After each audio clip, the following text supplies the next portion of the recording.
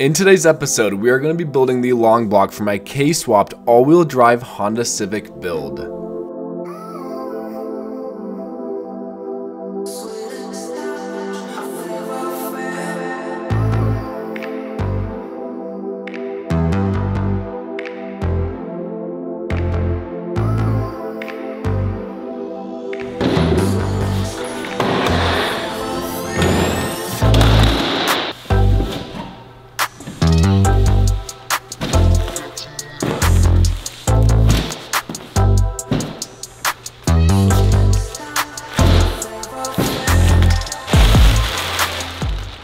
Now in front of us here is our stock K20 A2 head that we have gone through and built. This is fresh out of the machine shop. We'll go ahead, open this thing up. We got the deck obviously resurfaced, making sure that everything here is good to go for our brand new motor. Here we go. This is the head that we are using, and we are utilizing a full BC valve train in this thing as well. We have BC valves, springs, cams, the whole 9 yards to ensure that this head is going to perform exactly how we need it to. But let's go ahead and just jump straight into it. Right now we are installing our 4-piece 625 plus head studs, and this is probably arguably one of the scariest parts when assembling a motor is torquing down the head.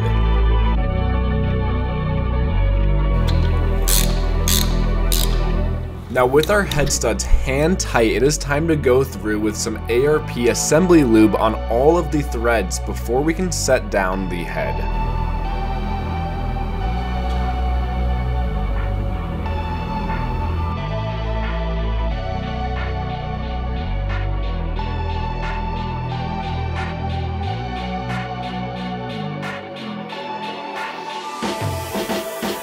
Now before we go through and place on the head gasket in the head, we are going through and brake cleaning and making sure that the deck surface of the head is clean.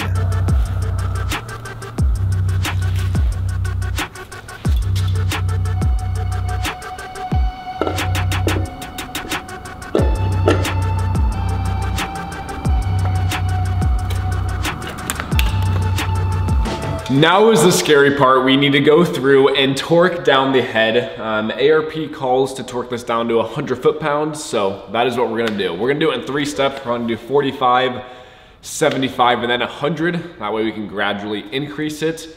But yeah, here goes nothing.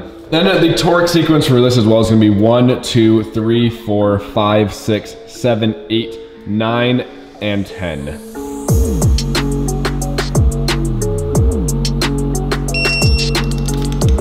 Now, if any of you guys have bolted a head onto a block, I'm sure you guys are right there with me, with this being probably one of the scariest parts when assembling a long block, but here we go.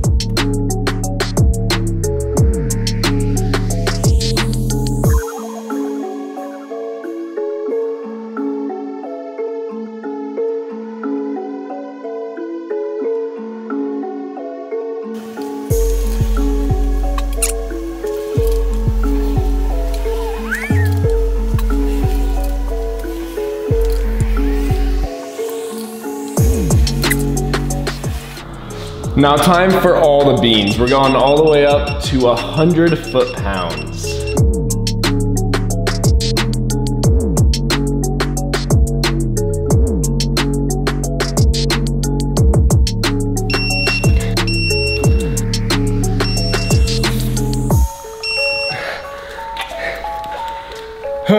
There we go. Now with our head successfully torqued down to specification, we are now making our way over to getting our rocker arm assembly attached, but currently we are lubricating all of the springs.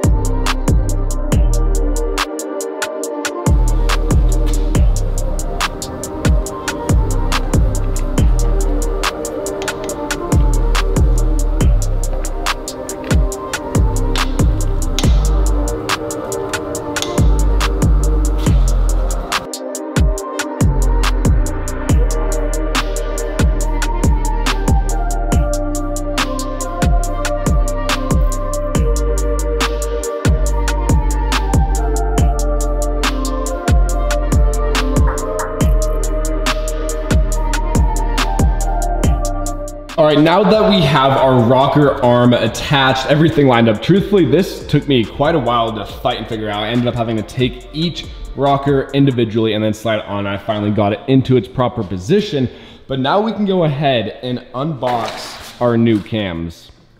All right, we just went through and put our stock cams on the vise. We went ahead and loosened the cam gear bolts and the rear end as well. For some reason, unless I'm blind, I am not seeing an indicator on here which tells you whether it is a intake or exhaust cam. And if you guys have been following me for a while, you guys know on my 17 STI, I mixed that up one time and the car would not start. But there are a few differences with these cams with the backing plate. So we're gonna go ahead and remove them from the stock cams, and we should be able to distinguish that way which one is which.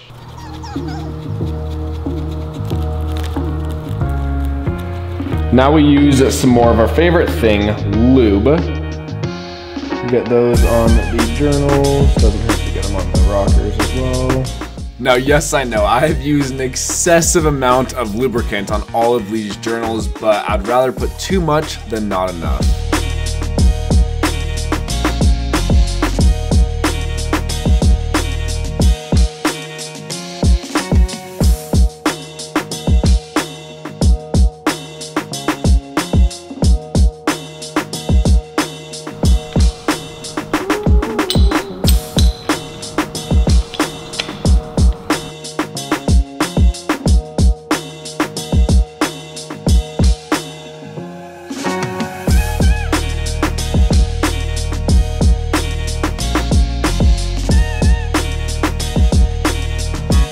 All right, now with our cams and cam caps placed on, we need to go ahead and torque all of this down so we can begin timing this motor.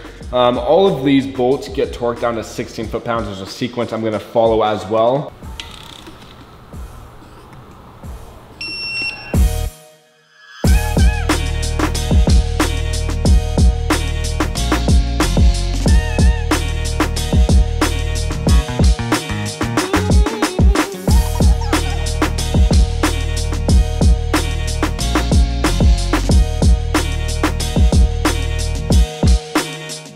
The smallest thing has caused the biggest delays on this block. It is now a few days later, and what I'm talking about is this bolt hole right here. It's kind of like the seal bolt from inside the motor to outside was stripped out, and I didn't feel comfortable putting this thing in as I don't think I was gonna be able to get this thing out. So a few days later, we have our brand new OEM bolt from Honda. We're gonna go ahead and get that placed in, and then we can begin timing this motor.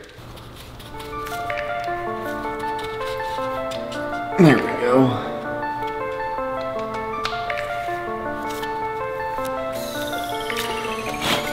And now we can go through and install our Inline Pro tensioner.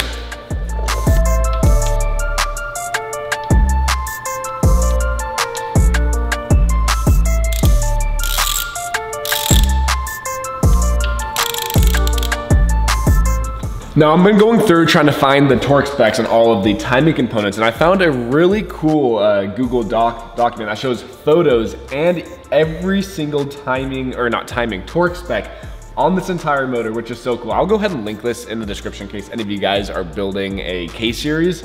This is so handy though. So we're gonna go through right now, and with knowing our torque specs, we're gonna torque the tensioner down to 8.7 foot-pounds.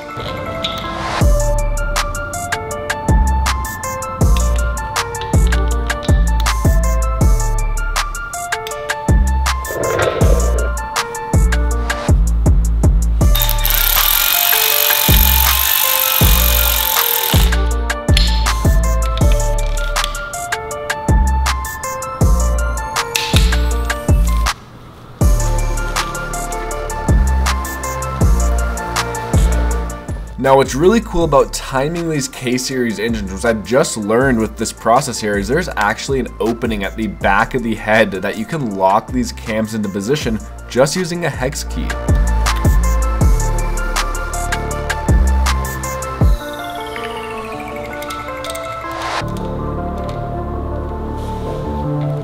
And there we go, we have the guides back on. We're gonna go ahead and re-torque these, and then we'll go through, pull our pin, even though there's really there's no tension on it anyway. I'm pretty sure these are like preloaded, if that's the right term, because getting this guide on was a huge pain. I had to suck it in and then ratchet it in while I was sucking it in, but we should be pretty damn good here. I mean, this has got a crap ton of tension on it already. We can go ahead and pull our little grenade pin and we can crank this thing over just to verify timing.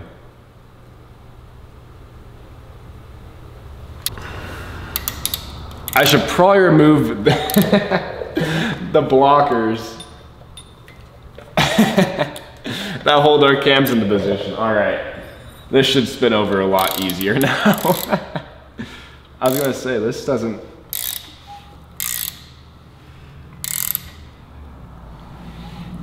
really spin. That's funny. So hard to see this. Marks up, marks up. Well, there we go. Our timing is verified, and now we can go ahead and move on here. It looks like they pre-pack these, which is nice too, which means we should have some nice oil pressure right on startup. A few like specifications on this pump. It says the OEM pumps start to cavitate at 85 to 9,000 RPM. This pump will eliminate cavitation to 11,000 RPM while maintaining significant pressure.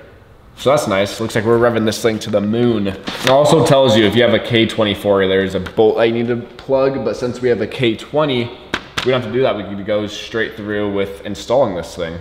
Well, I lied. Further examining to ensure that we actually have the proper thing blocked off, it looks like this is the thread hole that actually isn't blocked off, so we need to figure out a way to do that. I think it does require tapping, so to be very careful that we don't get metal in to the block, which sucks. Hopefully this isn't another delay for us, but we'll get this figured out.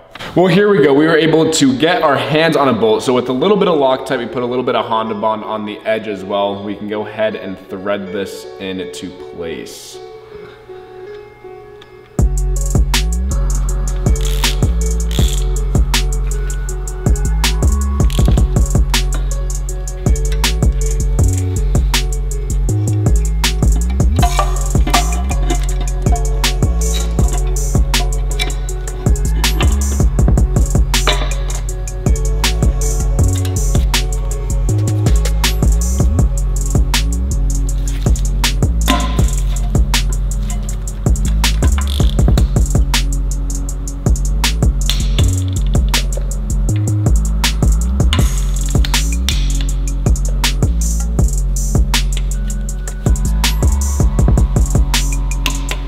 Well guys, we can now finally go through and seal up our whole timing area with our timing cover, but this is also the first aesthetic mod that we are doing to this car, and that is a billet timing cover.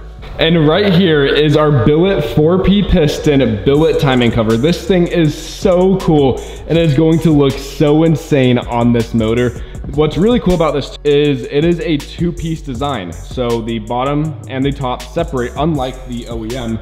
As you guys can see right here, it's just one solid crusty piece. Now this right here is why I don't cheap out on parts. Man, geez.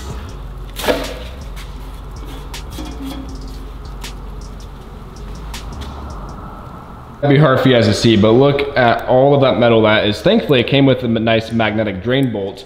But yeah, we have a ton of metal shavings. We're gonna go ahead and hit all of that with some brake clean. Now, I have never seen this before. They use spray paint, it looks like on here. Like if I rub this, here's a clean part of the towel. Oh, I wiped most of it off. But anyway, you can see on here, it looks like they use like spray paint to paint this thing. And look at that, that's corrosion right there that I just wiped off from the corner. What? Now I kind of feel bad. I'm not one to normally like bash a company ever, but I would never buy this product ever again. It could be a one-off instance, so I will be reaching out to them to see what they have to say about it. But I wouldn't recommend this product. It was the cheapest pan out there. It's like the only thing I could say I cheaped out on, even though it was still a $350 pan or something like that. I don't know the exact number off the top of my head. But this is ridiculous. Spray painted inside the pan. I mean, the welds inside are horrible. They don't penetrate. Granted, as long as it's welded from the outside, it shouldn't leak. But I mean, this is horrible. All of that corrosion down hiding in that corner there. Insane. To top all of this off, the pan does not even fit. Granted, it could be my shot to check their website and make sure it fits this oil pump, but I went ahead and unbolted this passage here. It's gonna be impossible for you guys to see, but it is hitting the oil pump right here, and it's not allowing any of this side to seat down. This side over here is pretty flat, as you guys can see, but I'm not gonna press down on this and damage an oil pump. I'm honestly pretty sure if I press down, it's gonna crack those welds. So unfortunately, guys, we have another delay here. We're gonna go ahead and order ourselves a new pan. Also, to top this off, I'm like in the background off camera trying to get my timing cover on. I ordered the wrong cover, a $400 cover I misordered. I was putting this on, and as you guys can see, well, first off, I was like, this is weird how the bottom portion protrudes onto the head area, but I was like, ah, that just must be how they do this. If I lay this here, you can see how much taller it is, and that is because a K24 deck is taller than a K20, and I purchased a K24 one, and I just verified with my online receipt, so I need to also go ahead and rebuy this very expensive cover. I'll go ahead and sell this, or maybe they'll let me return it, but yes, I'm sorry, this is going to be a late video. All right, guys, it is now a few days later, and we've had some new parts show up. We have our proper sized billet timing cover now installed. The other one, the deck height was different. The K24 is a little bit taller, but we got the new one sealed on, torqued down, but we've had some other parts show up. Now, as you guys know, the pan I originally ordered for this motor was probably the crappiest product I have ever seen before. So we went ahead, scrapped that, and I ordered a very, very nice pan over from Unit 2 Fabrication. I gave them a call. They said I should have the pan any day now, and then our valve cover we're still waiting on for powder coat. That should be done in a few days. Other than that, this motor is ready to drop in. I can bolt everything else up once it's in the car. But if you guys saw the last video here, our PPG Trans is ready to go. This thing is built. We have a dog 1 through 4. We have an M Factory LSD, a 4.6 final drive, and then a gear set in our transfer case as well. But as you guys know, this build is obviously going to be a turboed K-Series build, and right in front of us is our turbo we are using on this build. Now, in the past, I have always used Precision turbos. I don't think I've actually ever used any other brand except BCP and FD Black for stock locations on my Subarus.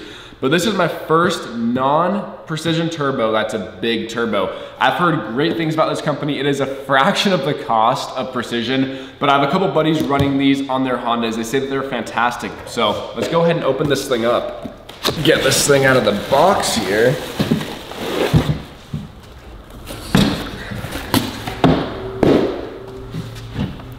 But I mean, take a look at this thing.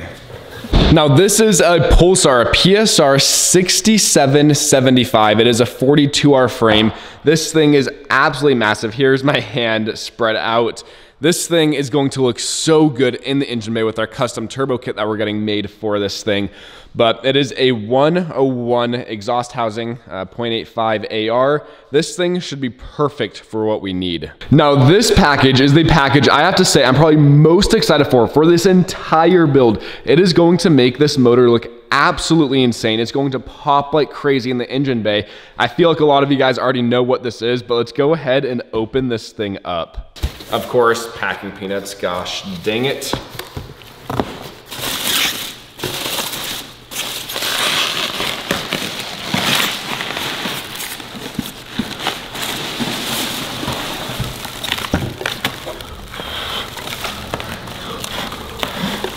Well,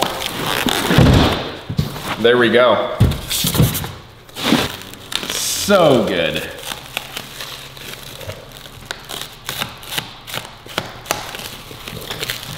I feel like I need to wear gloves touching this thing.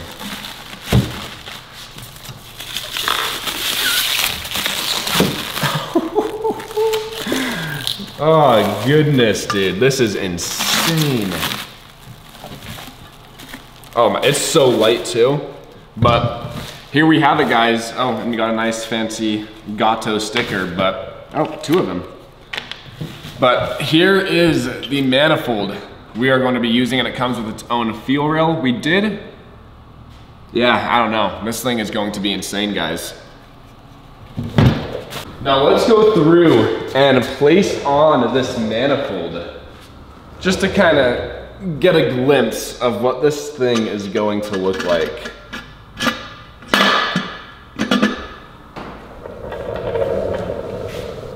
But to end off our video here, let's go through and install our ATI fluid dampener. I think this is actually my first time ever using an ATI. On my STI, I've always used the fluid dampener, but I have a feeling I'm gonna wanna go and add a mechanical fuel pump to this thing later down the road, so buy once and don't look back.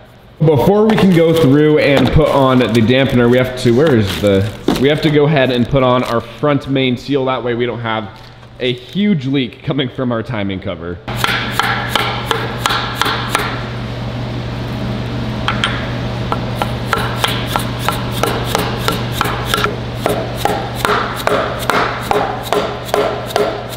All right, boys, I think that is going to wrap it up for today's video here, but make sure you guys stay tuned. To the next episode, we're gonna have that motor and trans installed in that car.